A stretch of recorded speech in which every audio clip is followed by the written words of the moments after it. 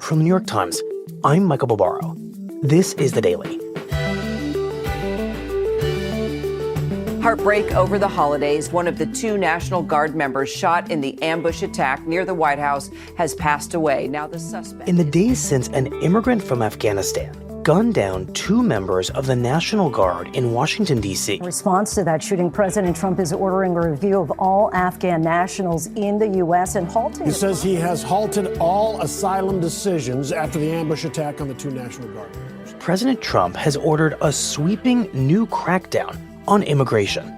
He's also promising to expel millions of immigrants already here, revoking their legal status. That has left almost no corner of the system untouched. He claimed he's ready to expel anyone who is, quote, not a net asset to the United States. And he threatened to end immigration from, quote, all third world countries. CBS. Today, my colleague, Hamid Aleaziz, on the shooter's journey to the United States and the Trump administration's wide-ranging response.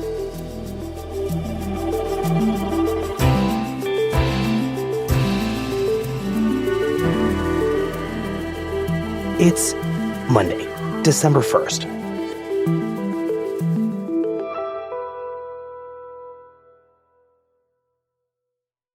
Hamid, we are turning to you because what began as a horrific shooting in downtown Washington last week has now become a set of far-reaching changes to the U.S. immigration system, which you cover for the Times. Just how far-reaching would you say these changes are? Yeah, even for an administration that has rewritten all the rules on how to handle immigration, what we've seen in just the last couple days has been remarkable. They have blocked pathways for people to come to this country, to remain in the country, and at the same time are going back and reviewing the records of people who have already gained status in the United States. I haven't seen anything like this during my time covering immigration. That fallout, which we will discuss in detail in this conversation, because it very much feels like a template for the future of immigration policy in the U.S. It feels like it very much hinges on the specific of who the shooter in this case was, where he came from, the circumstances of how he came into the U.S. So let's talk about that. Yeah, the shooter's name is Rahmanullah Lakanwal. He grew up in Afghanistan during this time period in which the United States had invaded. In fact, he was only 5 years old when 9/11 happened. And of course, we know that the United States came into Afghanistan shortly afterward. During that time, the United States relied heavily on local troops. And one of the key groups that was essential to the United States' presence in Afghanistan was this group called Zero Unit. Zero Unit, what is that? They were basically a CIA-backed group that hunted Taliban members, were really highly trained, highly vetted by the U.S. government, essentially reported to the U.S. government, and went after key leaders in the Taliban power structure. Kind of the tip of the spear when it comes to the U.S. government and military in Afghanistan. Exactly. And Mr. Lakanwal was a part of that group. He was recruited by the CIA to join this unit. And his brother was a key leader in the group as well. So as a family, they were really enmeshed in this organization that was essential to the United States' ability to maintain security in Afghanistan. But human rights organizations criticized the work of this Zero Unit group. They alleged that Zero Unit went further than was necessary, and they called them death squads. They were conducting extrajudicial killings, killing civilians. These are all allegations that were made during this time about this group. And how comfortable were people like Lakanwal, Afghans, in carrying out this kind of alleged brutality against other Afghans? Yeah, what we've learned is that Mr. Lakanwal specifically really struggled with the actions that his group undertook in Afghanistan. And he expressed this to a friend in Afghanistan who actually spoke with one of our colleagues. And this friend said that Mr. Lakanwal was going through some mental health issues. And really, in his telling, this was clearly somebody who was traumatized from his experience as a part of Zero Unit. But despite that, he remained in this unit up until the Taliban took over the country in 2021. Well, bring us to that very dramatic moment. What happens to Lakanwal when the U.S. announces it's going to withdraw, which, as we all remember, then brings the Taliban through the country toward Kabul? The Afghan military collapses in days, and the U.S. military flees in what I think we can all agree is a kind of chaotic and somewhat humiliating withdrawal.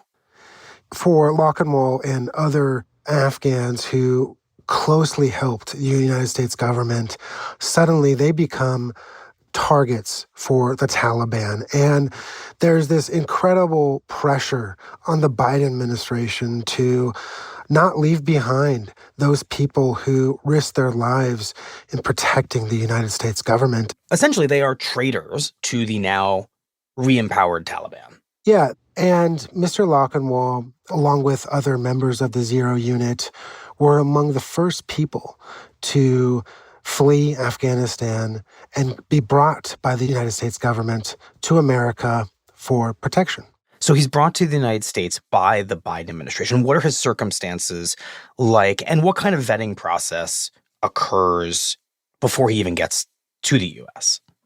So he comes to the United States as part of a program called Operation Allies Welcome. And as part of this program, the Biden administration set up layers of vetting. They collected biometrics from these people, and they ran their information through U.S. databases for any potential terrorism hits, criminal hits, any potentially derogatory information. And then when these individuals came to the United States, the Department of Homeland Security conducted another layer of vetting by Customs and Border Protection officers at the airports. So pretty rigorous. Pretty rigorous, but at the same time, I think it's important to note that the agency's inspector general found that the Biden administration had allowed 2 people who were potential national security threats to enter the country despite that vetting. This was a really hurried process. This wasn't something that was planned years in the making, months in the making. So there were clear issues with this program. And Mr. Lakanwal comes really quickly as one of the first groups of people to arrive in the United States as part of this program in September 2021. He settles down in Bellingham, Washington, a town that's near the Canadian border, and he's trying to find jobs there. He's a delivery driver. He's staying with his wife and 5 children in a apartment complex that is a place where people who are down on their luck are trying to rebuild their lives. But despite this kind of challenging circumstances for him, in April, during the Trump administration, he gains asylum. So he enters the U.S. under the Biden administration, but he is officially granted asylum under the Trump administration. Yeah, the Biden administration brought these people over from Afghanistan under a power known as parole. This is a temporary status that only lasts a few years. It did not provide these Afghans with a chance to stay in the country permanently. That was on Afghans individually in the country to figure out a way to stay here. And in this case, he figured it out. Yeah, this was clearly good news for him to get asylum, to have a chance to remain in the United States, to gain a green card, to gain U.S. citizenship. He was on that pathway.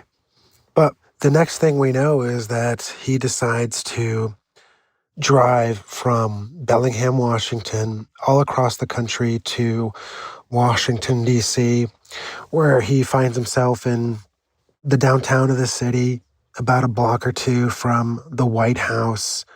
This is an area that has a lot of people going through it, and there are restaurants and coffee shops. And he is walking on the sidewalk near a bus stop where he comes across two National Guard members from West Virginia, Sarah Beckstrom, a 20-year-old, and Andrew Wolf, a 24-year-old. Mm-hmm. And Mr. Lakanwal decides to pull out his gun and shoot both of them multiple times. As part of that gunfire, he himself takes on shots, right, and he is down on the ground. These shots were heard by colleagues here at the New York Times. Our bureau is very close to the site of this shooting. And just a day later, we found out that one of the Guard members, Miss Beckstrom, had died from her gunshot wounds. And suddenly all of these dramas are colliding. The war in Afghanistan, which Trump loathed as a forever war, and his use of National Guard across American cities. It's all colliding, and it's a very strange moment. Yeah, definitely. And you can see how for President Trump, this is something that he personally is tied to. And for him, I think it really confirms a lot of the claims that he's made in the past, a lot of his worst fears that an immigrant from a far-flung country would come here and shoot two U.S. military members near the White House. And I think that's really reason for him, and in his mind and his advisor's mind, to undertake a crackdown on the immigration system that's unlike anything that we've seen this year.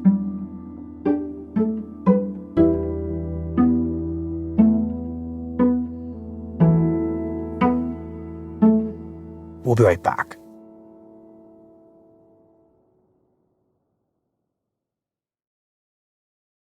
So, Hamid, describe what happens to the immigration system in the days since this shooting and how the Trump administration has explained those actions. And the telling of top Trump administration officials. A 29-year-old Afghan who entered the United States under Biden's Operation Allies Welcome, a program following the disastrous withdrawal from Afghanistan. This is what happens. Including U.S. Attorney Jeanine Pirro. This individual is in this country for one reason and one reason alone: the failure to vet in any way, shape, or form this individual and countless others. The FBI Director, Kash Patel. He was flown in by the Biden administration in September 2021 on those infamous flights that everybody was talking about. Nobody knew who was coming in. Nobody knew anything about it. His status was... And President Trump himself. This shooting was the result of a series of Biden administration failures. Not only in the way that they ended the war, which President Trump has often criticized, but in the way that they let these Afghans, including Mr. Lakanwal, into the country without, in their words, the necessary vetting.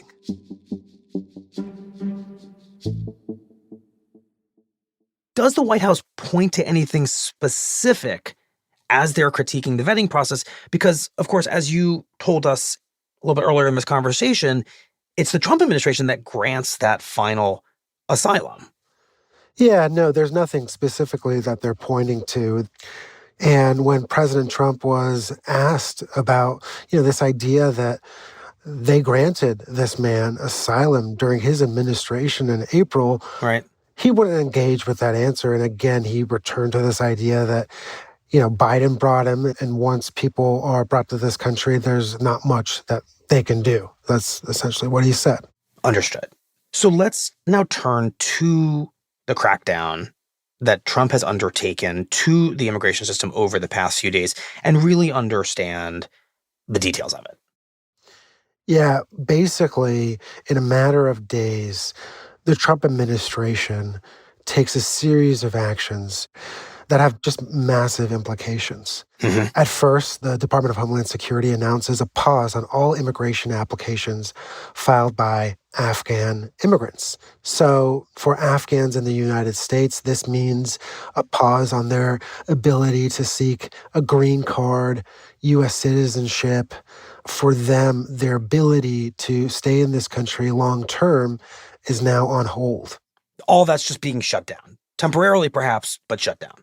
Yes, exactly. And they build on that. They say they will review all asylum applications that were granted during the Biden administration. They're going no matter which country the asylum seeker's from. All of it. They're going to go back and look at those applications and figure out if there were any issues with those grants. And again, building on this idea that the Biden administration, in their words, did not do enough vetting. So suddenly we're now talking about a pause, not just in those seeking asylum from Afghanistan, but potentially thousands or tens of thousands of people seeking asylum from any country in the world. Exactly. So they're going back to look at those records. And they take it even a step further. They decide that actually we're going to review all green card holders from countries that President Trump already banned from travel to the United States. These were countries like Iran, Eritrea, Sudan, and others. So people who are already in the United States, who've gone through a lot of process, now have their applications under review. In a sense, this is a retrospective look back at those who have, in some cases, already been granted their green cards. They're basically saying the old system is suspect, so we will kind of reopen your green card. There is definitely that potential. They're going to go back and look at potentially hundreds of thousands of records. Wow. A massive review. We don't know how this is going to take shape and how they're going to do this, but they've announced that they will do this. And then on Friday, after they'd already announced that they were going to review all the people that had gotten asylum between 2021 and 2024, but now people already in the United States trying to gain asylum in the process, those applications are now on hold as well, really going after the entire asylum system. And on that same day, the State Department announces that there will be no more visas for Afghan nationals, cutting off another way for Afghans to enter the United States. In fact, a State Department cable that we obtained detailed how Afghan nationals who already had their visas granted and printed and were going to be dispersed to those Afghans, those needed to be destroyed. Wow. So they're taking every step possible to target Afghans, not only in America, but abroad. And not just from what you said, Afghans, but really anyone seeking asylum or a green card. In a very real sense, it feels like the entire system of giving foreigners refuge in the U.S. for political or economic circumstances is on pause. Yeah, what's really remarkable here is this idea that, yes, we're going to pause a bunch of people from entering the United States, but we're also going to go back and we're going to review people who've already obtained a form of status in the United States. We're going to go back and look at those records as well. So it's not only prospective, but it's retrospective as well. Does this administration have the legal power to do everything you're describing because it is so sweeping and so retrospective? Yeah, these will undoubtedly lead to legal challenges, especially this idea of going back.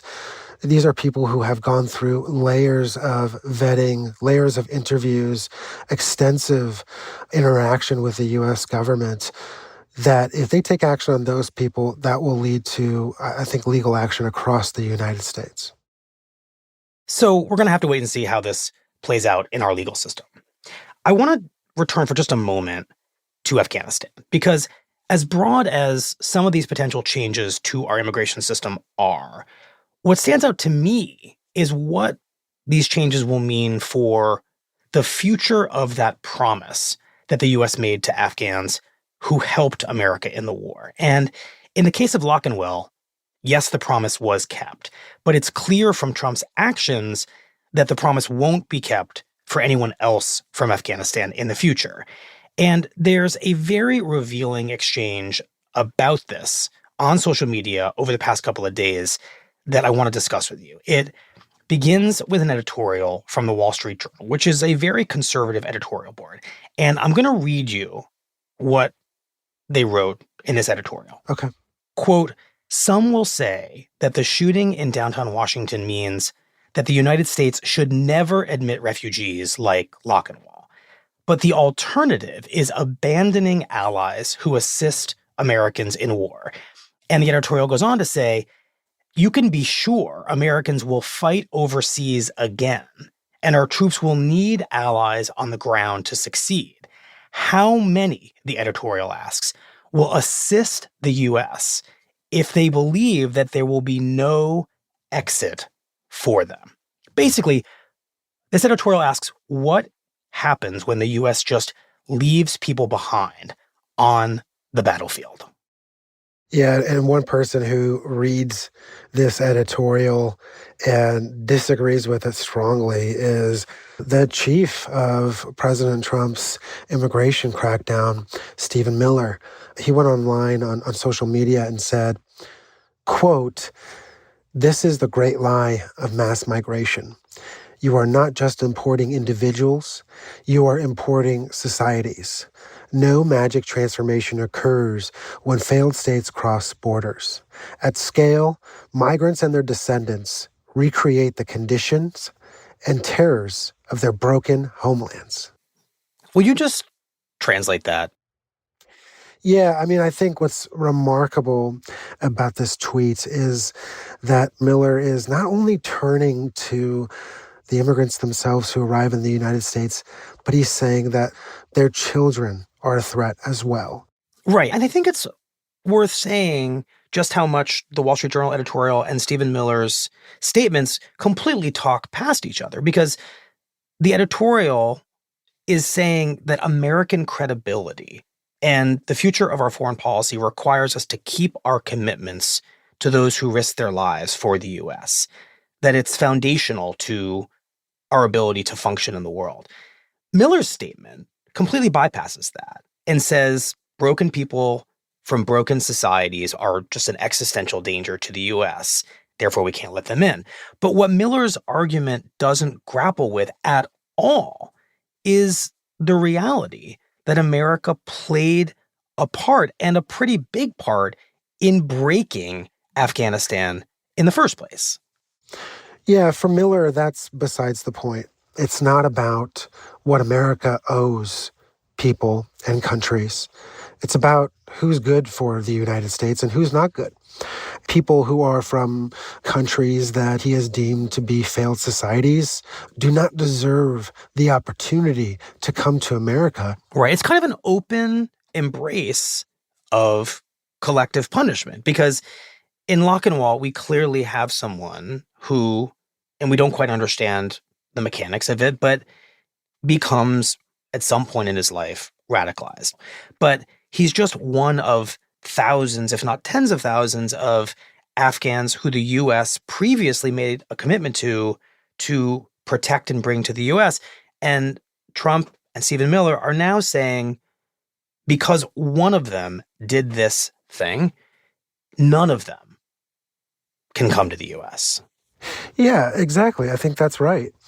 But I also just want to point out this idea that, like you're mentioning collective punishment, these Afghans who helped the American military have been supported by veterans. You know, I've spoken with veterans who have personally tried to bring those people who helped them, translators and others, to the United States, bring them to safety. I mean, the plot point of this idea of Afghans helping American military members has been in movies and shows. And for now, this idea of helping Afghans who helped the American military in Afghanistan, that's over. Just to end, Hamid, I don't want to entirely lose sight of the National Guard and its place in this story. The second guardsman who was shot remains in critical condition in a hospital. And this deployment of the National Guard in Washington remains a source of really profound controversy. Yeah, this idea of bringing the federal forces to the city was really opposed by a lot of citizens in Washington, D.C. But in the days since the shooting, President Trump has announced that he was planning to send 500 more National Guard members to Washington, D.C. So now this deployment, far from shrinking because of this shooting, is now going to expand because of it. Mohammed, thank you very much. We appreciate it. Thank you for having me.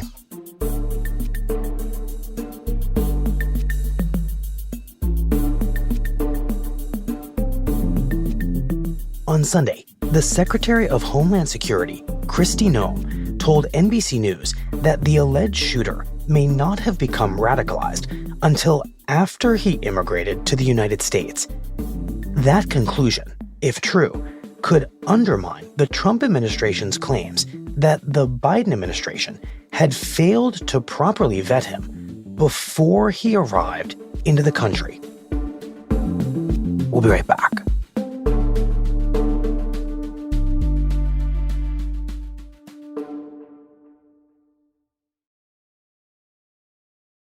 Here's what else you need to know today. Over the past few days, President Trump has carried out a series of profoundly contradictory actions in his war against drug cartels. Trump declared in a post on social media that the airspace above and around Venezuela, which he is accused of flooding the U.S. with drugs, should now be considered closed. It was his latest threat against the regime of Venezuela's authoritarian leader, Nicolas Maduro. But at the same time, Trump announced a full pardon of a former president of Honduras, Juan Orlando Hernandez, who has been convicted in U.S. federal court of conspiring with local drug cartels to bring vast amounts of cocaine into the United States. Meanwhile, on Sunday, members of Congress from both parties said that the Trump administration may have committed a war crime in its offensive against boats allegedly carrying drugs in the Caribbean. According to the Washington Post, Defense Secretary Pete Hegseth gave a verbal order to kill everyone aboard such boats, leading a U.S. military commander to carry out a second strike to kill those who had survived an initial airstrike back in September. Do you believe if there was a second strike to eliminate any survivors, that constitutes a war crime? It seems to. If what has been reported is accurate, I've got serious concerns about anybody in that chain of command stepping over a line that they should never step over.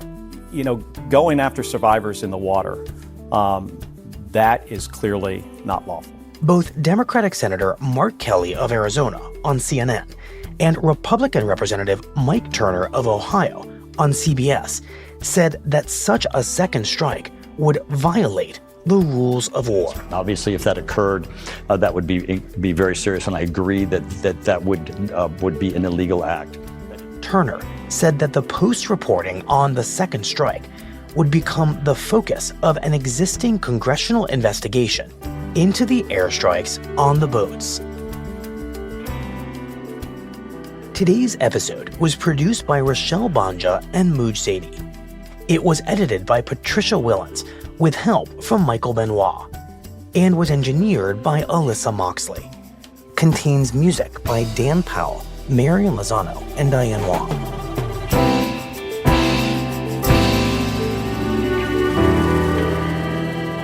That's it for the Daily. I'm Michael Barbaro. See you tomorrow.